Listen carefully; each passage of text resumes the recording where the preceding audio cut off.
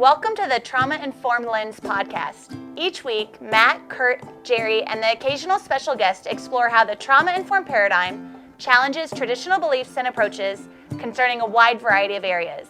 This podcast addresses psychological trauma in an educational manner and is not designed to replace mental health treatment. If anything in this podcast makes you feel uncomfortable or anxious, please talk to a mental health professional.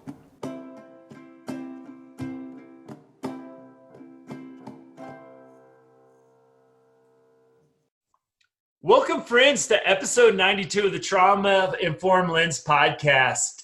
Today, we're going to continue our exploration of the happiness hypothesis by Johnathan Haidt. And if you're just joining us for the first time and you haven't read the book, don't worry about it. We're going to catch you up.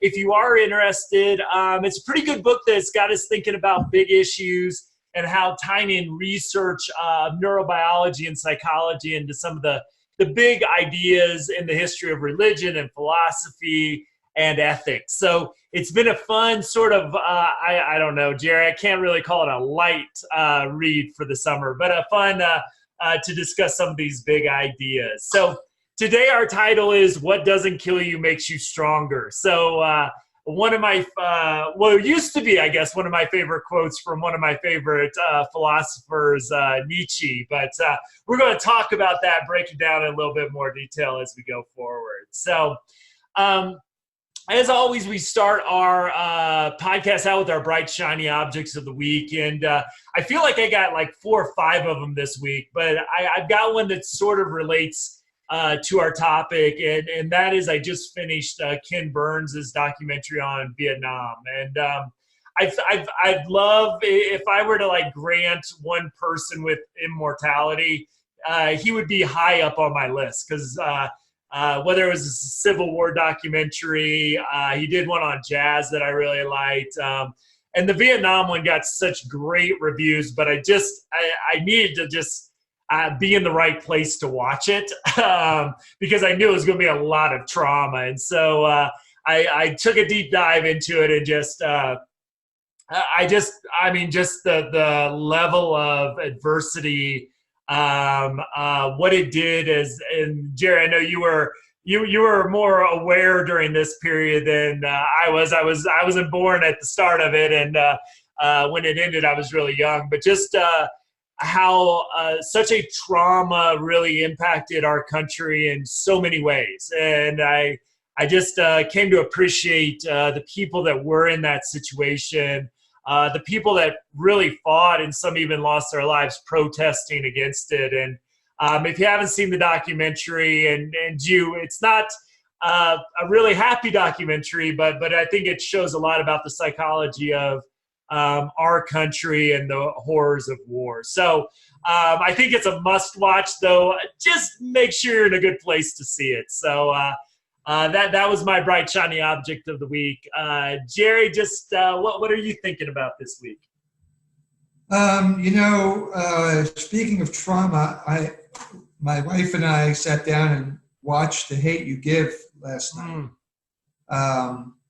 And really, for anybody who really wants to, in some ways, have an effective experience of some of the issues that are involved in these police shootings from the perspective of a teenager in those communities, I think it was really well done.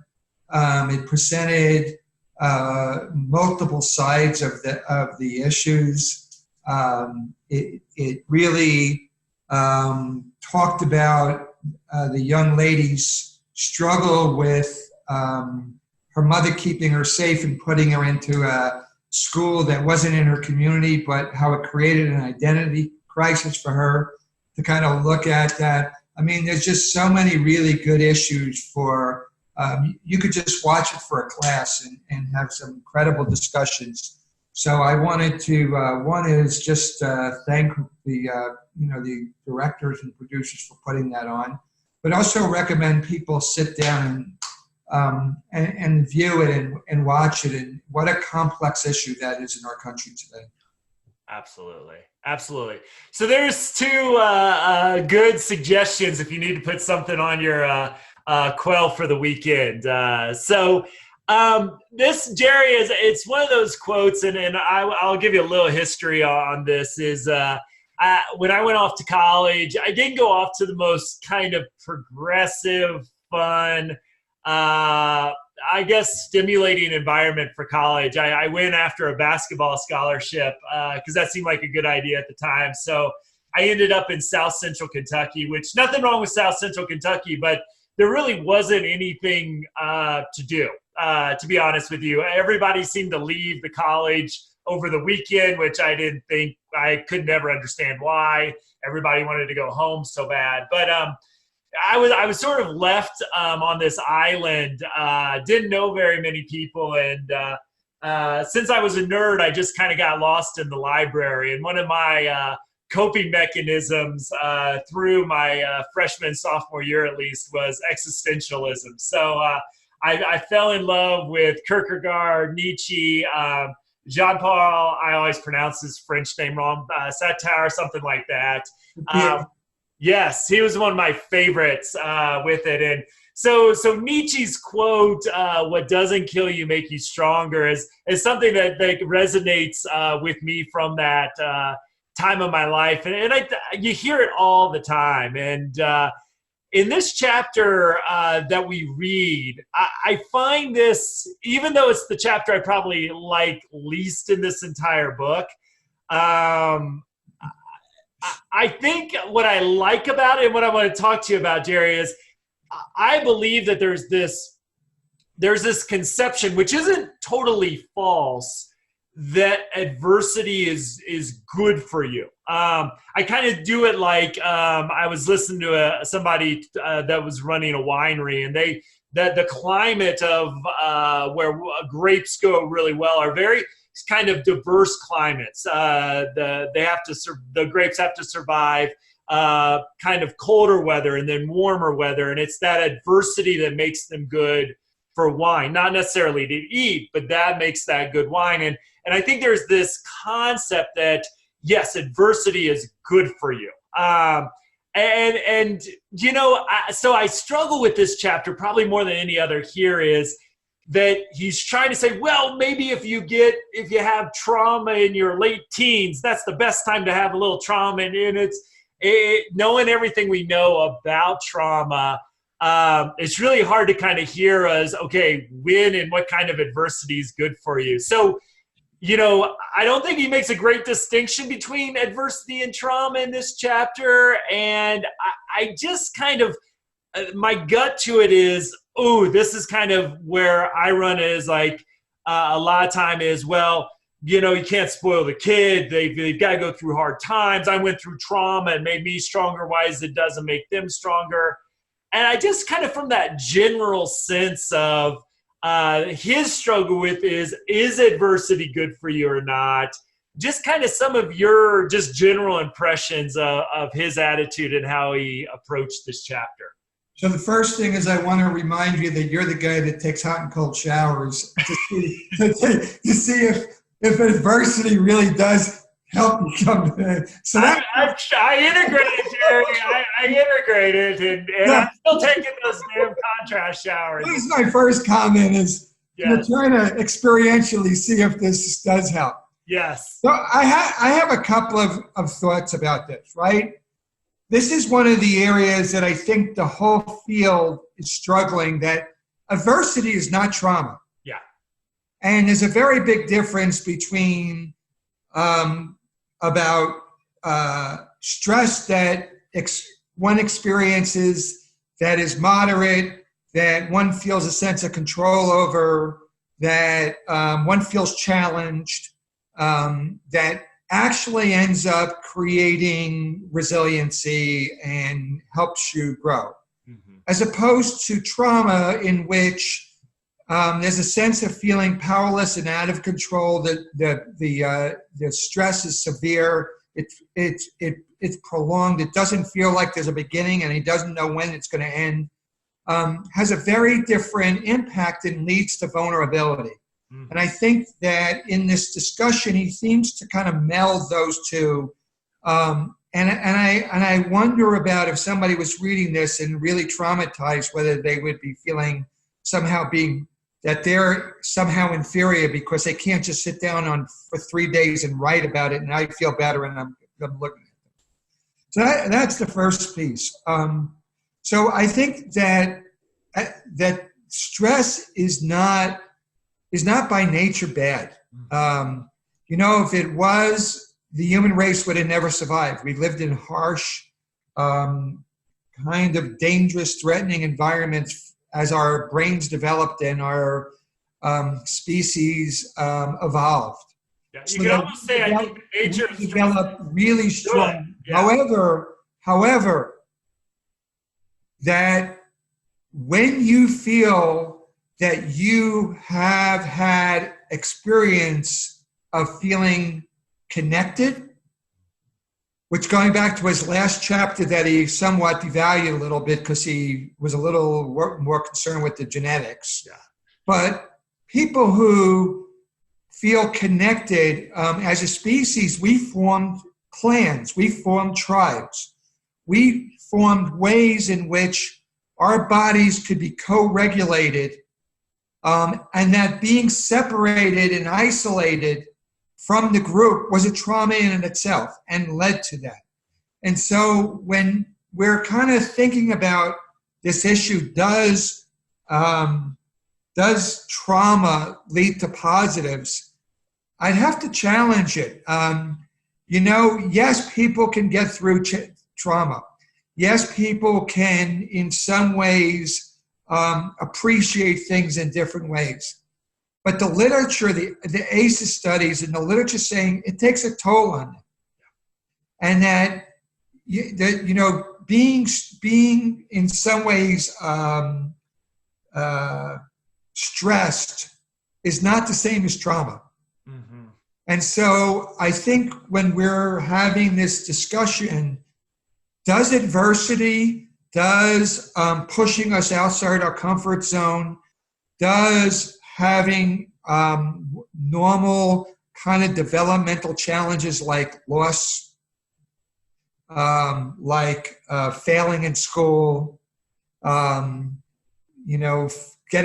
not making the basketball team, do those things help us grow? Potentially, yes. But there's being abused, there's being raped, there's being neglected, there's being in some ways not seen, not heard, and oppressed because of the color of your skin, help you? I would really challenge that, to say that in the way it rationalizes that it makes it okay that goes on. Yeah.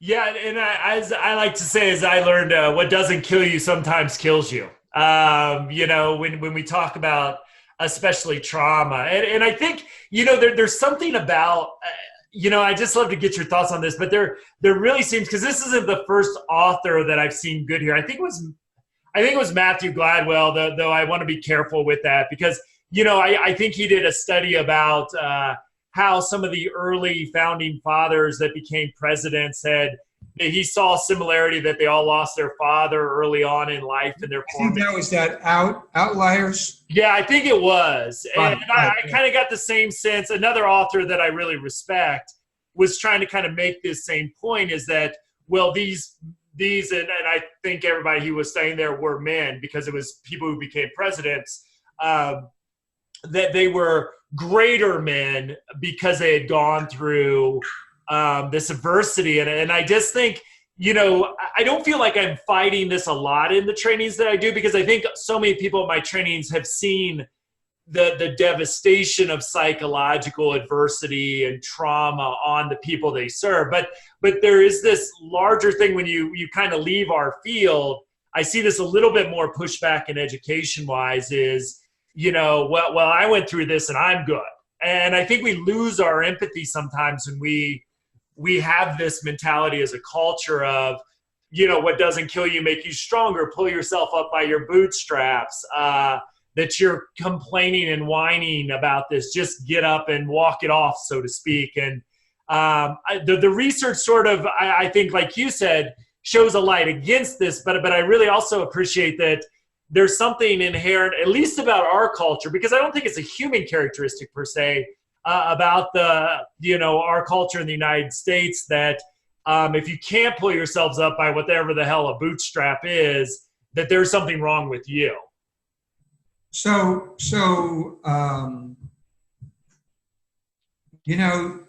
that's why it's very important, even when we look at the ACEs studies and they go, oh, 1 out of 70% of the people identified ACEs. Mm-hmm. Well, they identified adverse experiences. They haven't identified trauma.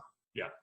Right? And why it's so important as a therapist, as a case manager, is that these are risk factors, but there's also protective factors, right? And so what are the protective factors that you had in your life that allowed you in some ways to in some ways experience this overwhelming, tolerable, painful experience, mm-hmm. but then to integrate it into something that actually helps you grow. Yeah. Right?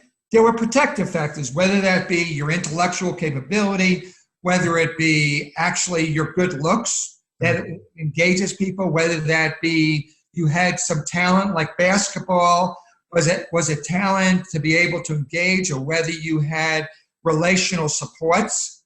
In this movie I just mentioned at the beginning, it was so obvious that the main character's child, now a teenager, a youth, had significant family support, mm-hmm. And was able to engage other people outside of her family to kind of help her to kind of manage some of the things that she was dealing with. Where there were other children that grew up in this really, I would say, harsh, neglectful, resource-deprived environment that ended up having to go and get involved with drugs and getting involved in violence because they didn't have the kind of support systems. And so we have to really begin to say is, what are these are risk factors that we're talking about, mm-hmm. right? What does this person have in their life? So when I'm working with a client in therapy, can this client really use me to co-regulate their experience? Right. Or are they in some ways, when they get overwhelmed, they can't make use of me and have to make use of their own defensive strategies to try to cope with whatever is going on, whether it be the stress that in some ways that I said something that was misattuned to them at that moment, but they can't engage in something in the relationship to make use of it. Mm-hmm. That's very different than somebody who could sit down, write out a narrative on a piece of paper 3 or 4 times and engage in looking at what are the distortions and we've got to be able to differentiate and understand people who can make use of relationships can manage and grow from a lot of adversity. Mm-hmm. Yeah. Let me throw an idea out at you, and I don't know how this would be absolutely feasible, but let's just think about from a theoretical perspective. Would there be? Again, let's not get caught up in the details because neither of us care about details all that much. But would it be worthwhile, at least to think about, is that if somebody has some of those protective factors, and again, just kind of follow my loose thinking here is, healthy relationships, maybe success either academically, in sports, socially, those sort of things, some level of financial stability, food security, those sort of things, that we could in some ways very loosely sort of add up the protective factors take into account age, because I think that plays something in here, and then look at a level of the event that happens. And could we roughly, and I know I just want to just really roughly in capital letters, could we roughly predict that the more protective factors an individual has, the more, the older they are, that the more stressful the event would have to be considered traumatizing? Does that make some sense? I mean, could we start to think about it, maybe not as really a concrete formula, but adding up age, protective factors, maybe support they get after and during the adverse event? Could we start to put these pieces together as maybe not a scientific formula, but just a way to think about, okay, what traumatizes one 5-year-old doesn't traumatize another 5-year-old, and this could explain some of those differences? Or am I just way off in left field with this level kind of thinking? I think it would be nice to feel like we can get some control over the uncontrollable. Yes. Right? And we could do it. You know, my sense of it is that we want to look at the level of stress, but we're also trying to look at what is this person's nervous system? Yeah.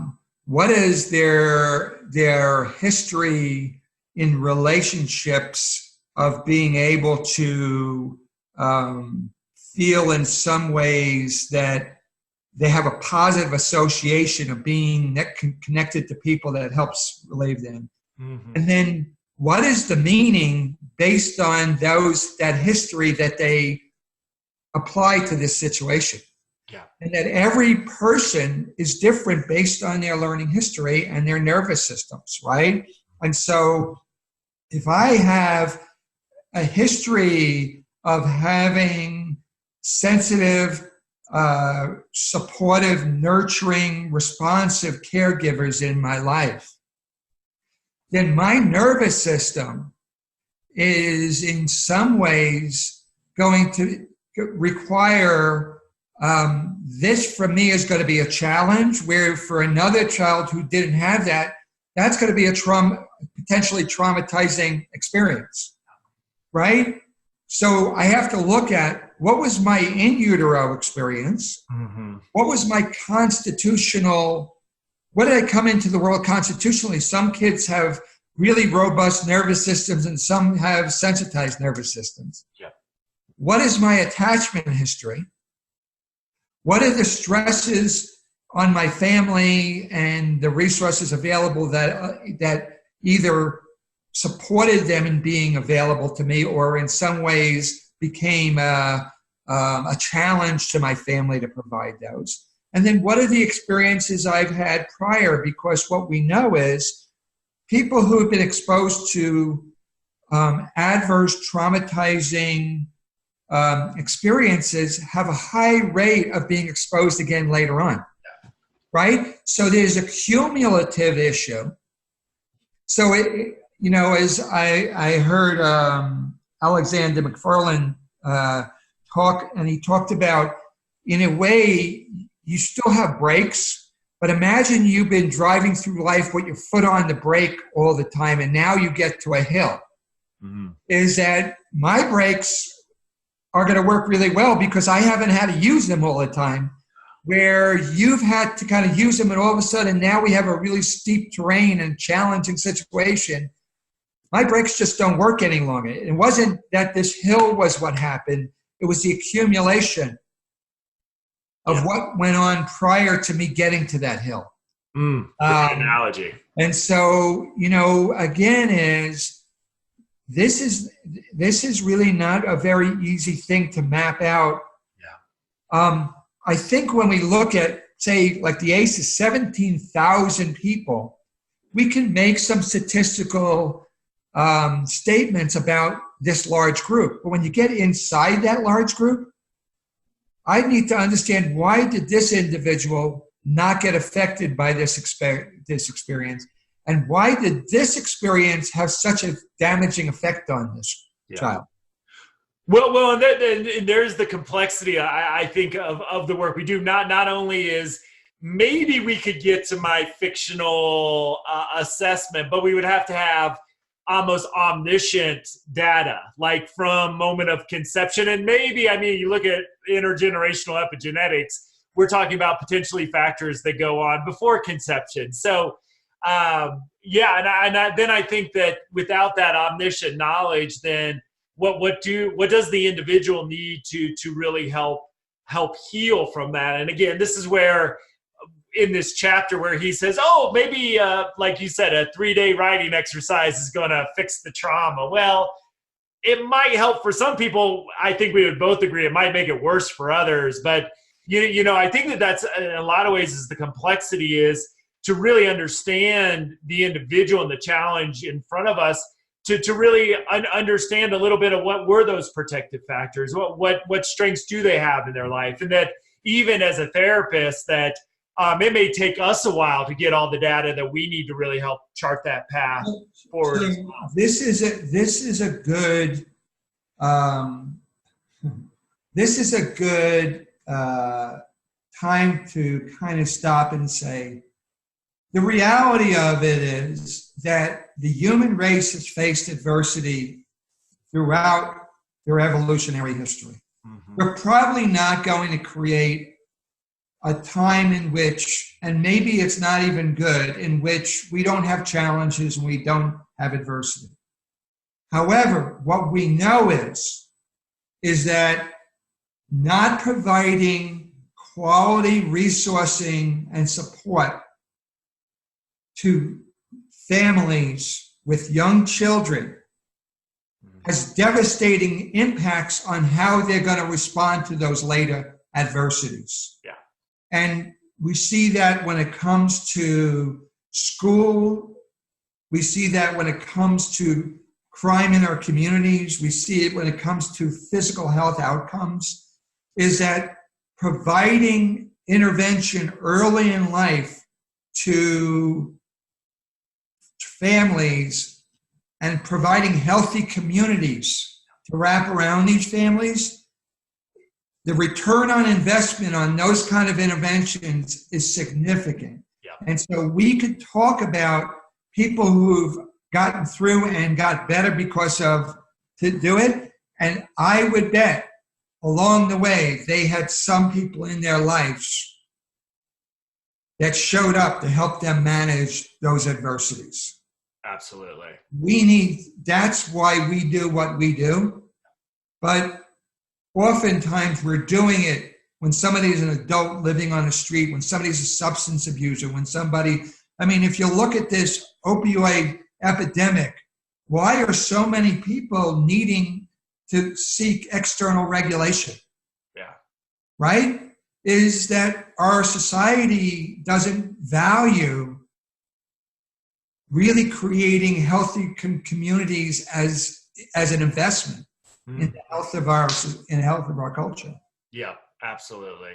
Let me flip the switch here on a different thing, because one of the things, and I think that it relates to kind of this mentality in our culture, but watching the Vietnam documentary, which was, again, just so powerful, I flashed back to, I think I was in 6th, 7th grade maybe. And it was, I remember this moment because it really struck with me, is that, throughout the history of the United States, there wasn't necessarily until really, I believe, my generation, a generation that didn't have a war to go to.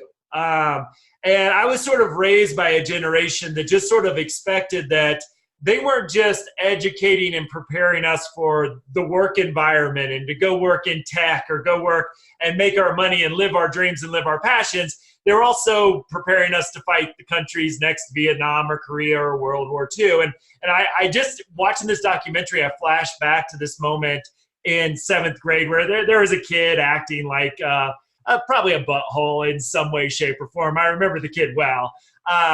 And I just remember the term butthole. Yeah. Well, Beavis and Butthead was another formative experience for my generation, Jerry. And so I just remember him. He says, I worry about you, but when the military gets you, you're going to be okay. And there's this other sense, it just made me flash back to that. And I think that there's this reaction now from that mentality sort of against, and I think I'm hearing this in this chapter as well, is, oh, we're going to give everyone a trophy. We're going to helicopter around our kids to make sure nothing bad ever happens to them or they're never challenged. So part of his thing of, well, adversity is good, I sort of heard this underlying tone is when we protect and maybe overprotect, and, you know, being married to two educators, we hear stories about overprotective, overinvolved parents all the time. I just kind of want to get your thought about this sort of counter reaction to let's not hurt anybody's feelings, and just kind of where we're at as a culture on this concept of trying to eliminate maybe all adversity versus trying to say adversity is good and we should, you know, you should experience this as part of your personality development. So what's the question? What do you think about this? I think that was a statement that you made. Yeah, your opinion. I guess just your thoughts on this kickback to the reaction of everybody gets a trophy, you know, trying to overprotect, helicopter around our children to make sure they don't experience any adversity, those sort of things, and how these two parts of our country, like one is adversity is good for you, the other is overprotection of our children and maybe over-involved in education or other aspects of their life. You know, I think, Matt, we're a pretty divided country, right? And we have a really hard time integrating things. So we, on one side is you got to pull yourself up the bootstraps and, you know, this is good for you. And, you know, when I remember playing football and I got hurt, my coach said, you know, I had worse cuts on my eyeball. It's like, get back in there and do it. Or when I sprained my ankle playing basketball, just tie your shoelaces just tighter, go back and play, right? And then the other side of this is, oh, you know what? We don't want your feelings hurt, so everybody's who participate, right? How do we integrate those things instead of getting polarized around that, right? And so whenever you are misattuned to the needs of, whether it be over-responding and in some ways not wanting the child to feel something because I don't want to feel something, or in some ways neglecting to respond to them and saying, you know what, picking you up and nurturing you is going to make you reinforce you crying and kind of looking at that, right? Both sides of that is not really seeing the child in front of you, right? And so in order for you to learn how to handle your negative affect is you need to have negative affect and I need to be there to help soothe you with that, not have you have it. Right. Right? Is that it's not you have negative affect and like, you know what, deal with it on your own, get toughened up. Or I don't want you to have that, is how do I let you have it and be present for you with it?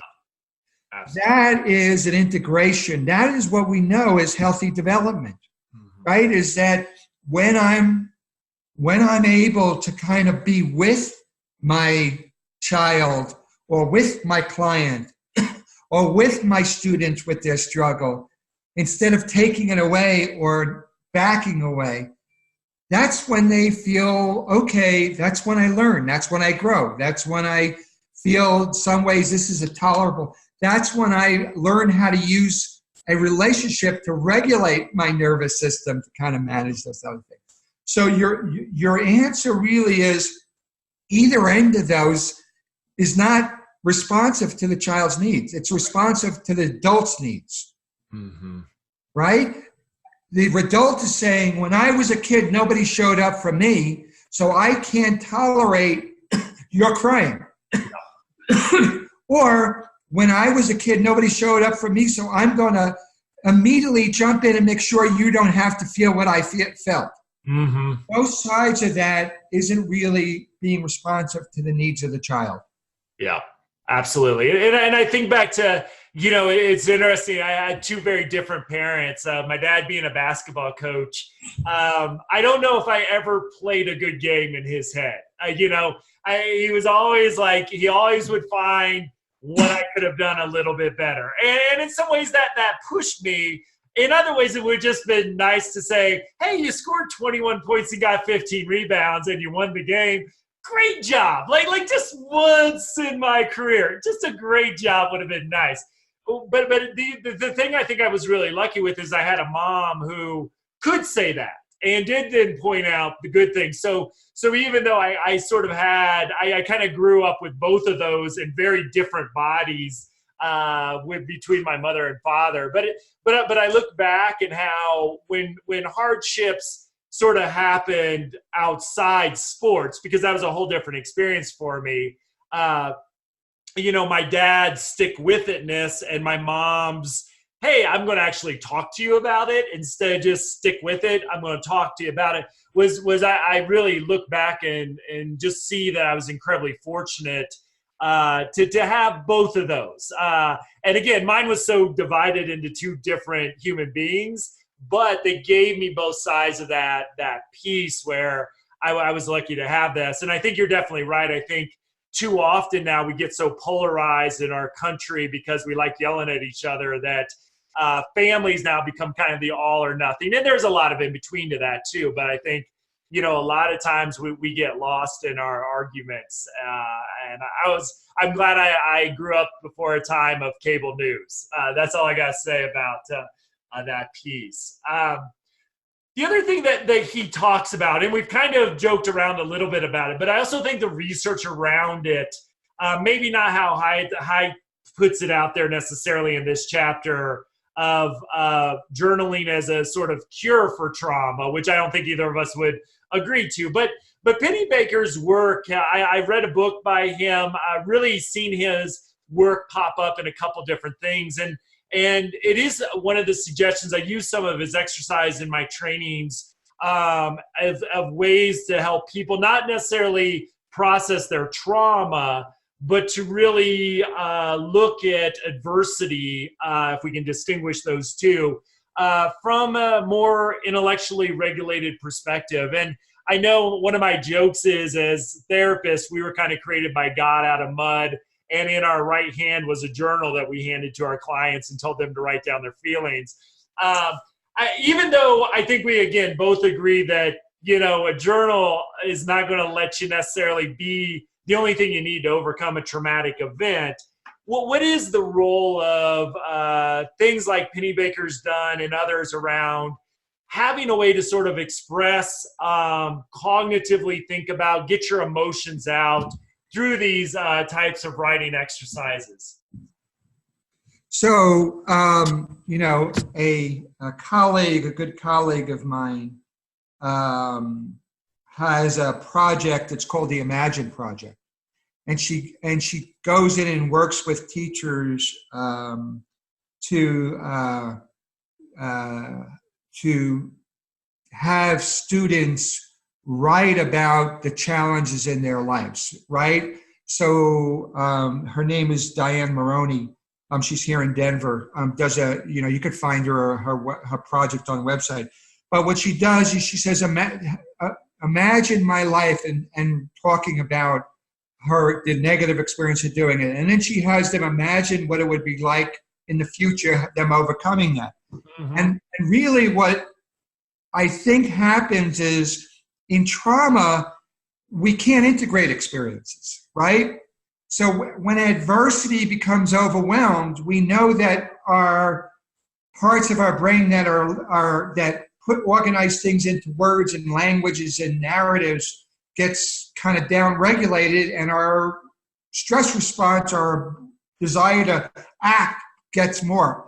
So that when you have people stop and reflect on their experience and put it into some language, we're actually helping our students, we're helping our clients, we're helping ourselves really integrate this and take it from our nervous system, our right brain, put it over in our left brain, and it becomes integrated. right? So, we then assign it meaning, right? So we put it into some context. And so that is a part of our process of, if you listen to Daniel Siegel, he talks about integration is a sign of health. Mm-hmm. Writing is a process of integrating. For people who can't write, sometimes drawing or art is some of those. So, drama, to be able to act this stuff out in some ways. But what we're trying to do is have our brain process this information in an integrated way and then create meaning that allows us, in his terms, to actually grow from the experience. Yeah. So that, journaling is a really, as Diane found in the Imagine Project, a really beneficial skill to teach people on how to, in some ways, use the midbrain to be reflective, to kind of label our emotions, to kind of do it, and then put it into some language to both share it with ourselves, but share it with others. Mm-hmm. Yeah. And I think, there's a lot of great research there. And I think, again, Penny Baker's work, if you haven't seen it, it's worth peeking into. I just think, again, when he puts that out there as a sort of a way to get over trauma, I think that it minimizes that relational support. But this activity within the relational support of a trained therapist, that's where I really have seen this really be effective with that. Now, if you're talking about adversity, I think Penny Baker's stuff in isolation can actually be really positive. So I don't want to hear us kind of making fun of Haidt a little bit to dissuade people from looking at that direction as well. And one of the things that you'll learn is you don't want the person writing this alone without having someone to either share it with or help kind of support them through this project, right? And so even though writing is an isolated, it's still a relational process, right? It's relational because I'm reflecting on my own experience in a non-judgmental way, hopefully, and getting it out. But I'm putting it into what we call declarative memory, that I can now share it with somebody. Absolutely. And that's why when God created therapists, we were holding a journal in our hands. So the final thing I want to talk about, because I thought we had a great discussion after the last podcast, and the title of this one, What Doesn't Kill You Make You Stronger, I think really leads us into a fun way to, or at least an informative way. I don't know if germ theory is fun, but I found it really fascinating because it was something that kind of went out of style before my real learning. But you were speaking about the impact of germ theory, especially when we were talking last week about whether or not you breastfeed, how do we structure, visitation and family time in hospitals.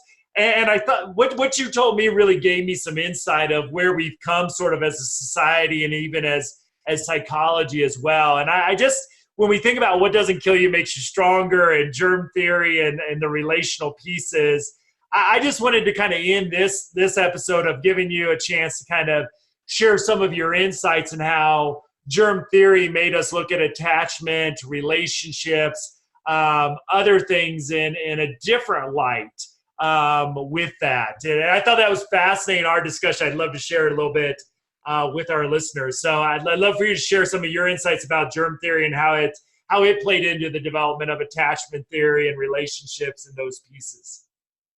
So, there was a time in our history where in orphanages, hundreds of children were dying. The majority of the children placed in these were dying, especially, and really not really understanding it. There was, I believe, discovery at the time of this issue of that germs cause infections that cause really the body to react, to fight, and eventually lead to death. Mm-hmm. right? And so the intervention at the time was to separate all these children, to keep them separate, not to pick them up, not to hold them. And I can remember very clearly as a child, I wasn't allowed to go see my grandfather. I had to kind of wave goodbye to him. He was in a hospital in New York, and I wasn't allowed to go in because kids carry germs. Mm-hmm. So they rolled him up to the window, and I was able to see him. When I went and had my tonsils out, they weren't allowed to come with me because they had to keep me germ free. So that when we were doing working in treatment centers, lots of times when kids were struggling, they were isolated. Mm-hmm. We didn't want them to contaminate the other kids. They're kind of looking at those, right? And so this germ model really from medicine was influencing us, and that we believe that we carry germs, and so picking kids up when they were sick or being around people would somehow put them at risk, to kind of look at that.